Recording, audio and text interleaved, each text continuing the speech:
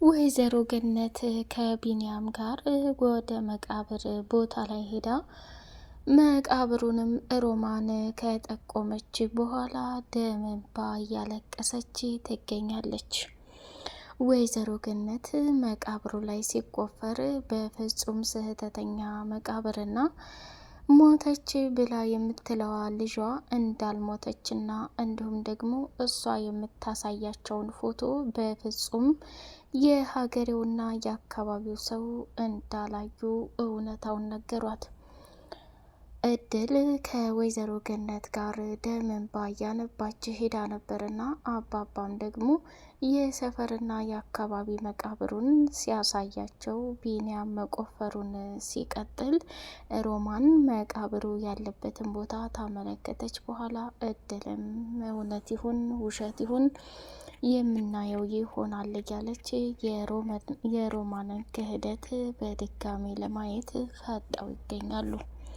ቢንያም በመጨረሻ መቃብሩ ላይ ተቆፍሮ ምንም ነገር ሳያገኝ ሲቀር ቆይ ምንድን ነው ይሆን ያለ ነው? ማሚ አንቺ እንኳን በጣም ጥሩ ሴት አልነበርሽ እንዴ? ነገሮችን በንግግርና ነገሮችን በማየት እኮ የምትረጅ ሴት ነበርሽ። አሁን ላይ ከምታዩና ከምታስቢው በላይ የሮማንን ንግግር እያያሽ ሁሉንም ነገር እውነት ነው ብለሽ አምነሽ እየተቀበልሽ ትገኛለሽ። ይሄ ደግሞ ልክ አይደለም። ከምትዩና ከምታስቢው በላይ አሁን ላይ እየገመትኩ ያለሁት ልጅሽ በህይወት እንዳለችና እንዳልሞተች ብዙ ጥርጣሬና ብዙ ነገሮችን እያየው ይገኛለሁኝ ብሎ አላት። ሰላም ሰላም ሰላም! ውዴት የተከበራችሁ የተወደዳችሁ የቻናል ቤተሰቦች እጅግ በጣም ተወዳጁና በጉጉት የምንጠብቀው የእድል ድራማ እንደቀጠለ ይገኛል። ወይዘሮ ገነት ከሚታሰበውና ከሚባለው በላይ ዋጋና መስዋዕትነት እየከፈለች ትገኛለች።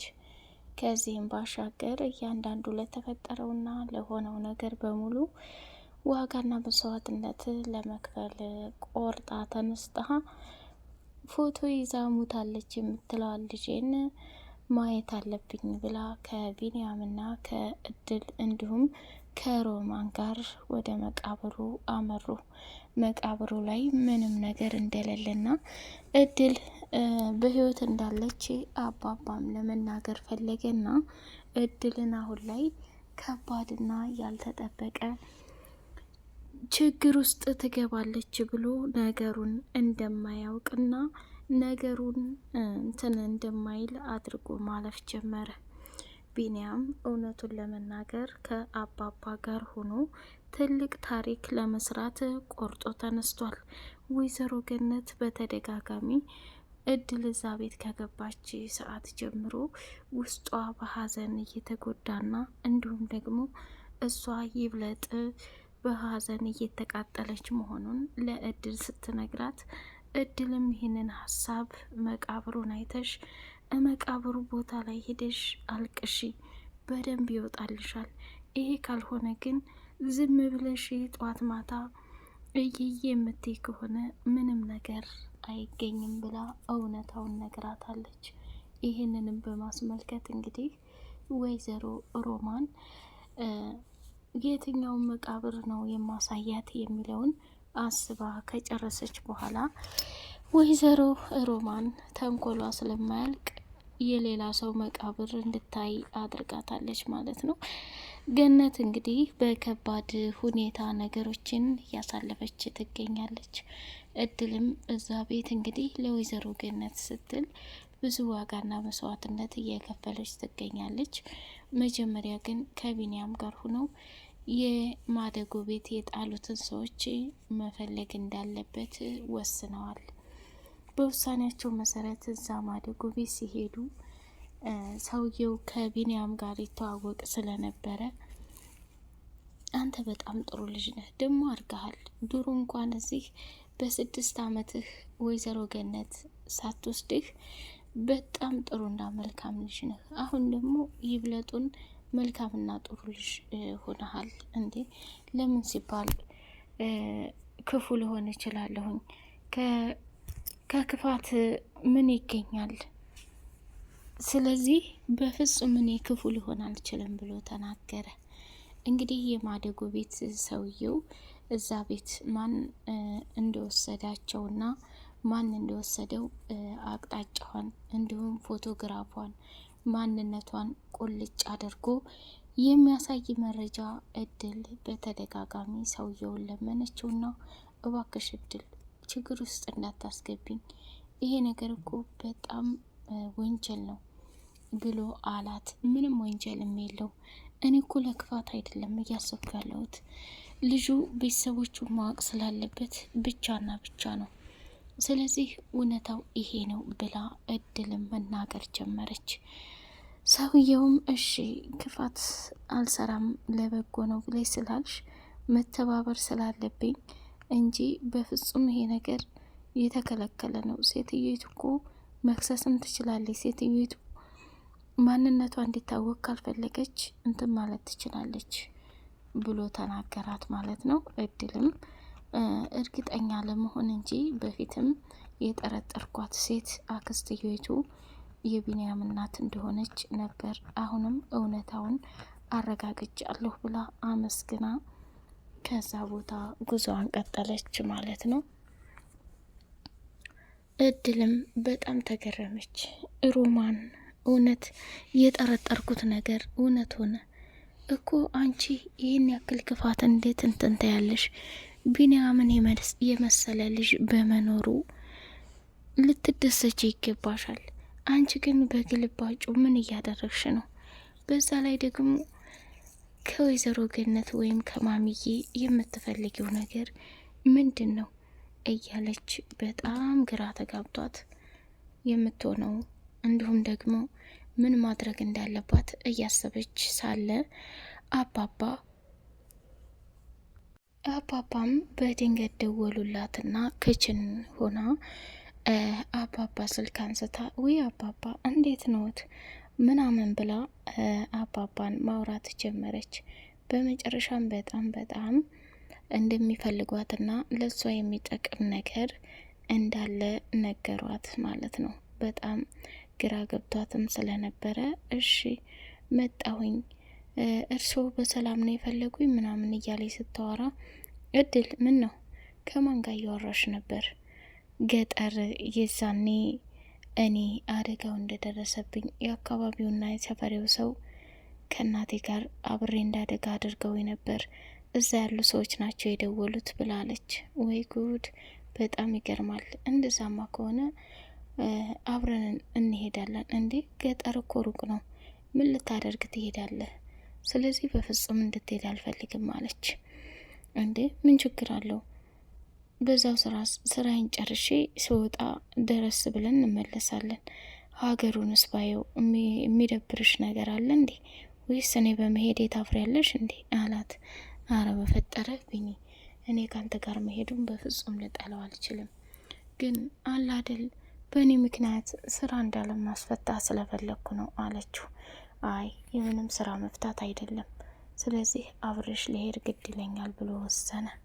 በውሳኔዋም ወደደችም ጠላችም እድል ተስማማችና ቢኒ እንግዲህ ሳያያት ተደብቃ ሄደች። አባባን እዛ አገኘችውና ስለ እድል እንዲሁም ደግሞ ስለ አክስቷ አንዳንድ ጥያቄ ጠየቃት። እቤትስ ወንድ ልጅ አለ ብሎ ሲላት፣ እንደ አባባ ምን ነው? አይ እንዲው ያቺ አክስት ተብዬሽ እዚህ በተደጋጋሚ የምትመጣ ነበረችና እሷን እንትን ለማለት ነው። ልጅ አላት ብሎ ሲላት፣ አረ አባባ በጣም ይገረማሉ። ዛሬ እንደውም የልጁ ቤተሰቦች እንደኔ አይታወቁምና ማደጎ ቤት ጥለውት ሄደው እነሱ እነማን ናቸው የእሱ ቤተሰቦች የሚለውን ለመጠየቅ ሄደን ነበር። እና ታዲያ ምን አገኘሽ እኔ ልጅ ብሎ ሲላት፣ አባባ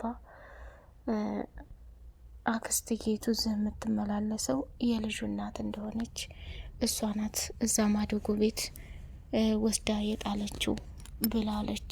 ምን? አዎ በጣም ይገርማል። ስለዚህ ወንድምሽን ኖሯላ አፍቅረሻ ያለሽው ብሎ አለ። ምን እያሉ ነው አባባ አለች።